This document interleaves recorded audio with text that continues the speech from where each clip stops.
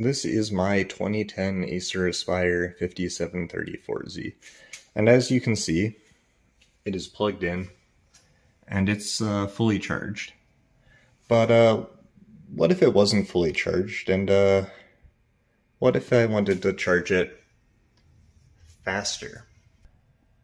As you can see, now it is unplugged, and I have the end plugged into this sketchy adapter. Now keep in mind, this is 120 volts AC.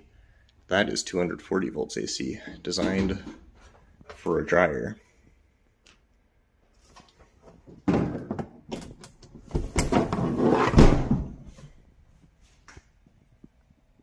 Hey look, it's charging now. Now this isn't quite as scary as it at first seems. As you can see on the power brick, it can take an input of 100 to 240 volts AC. That's what that little tilde means. So it's well within its range. As for this cord, somewhere, if you look on here, there you go. It is labeled, if it'll focus, for 300 volts. So 240 is well within spec.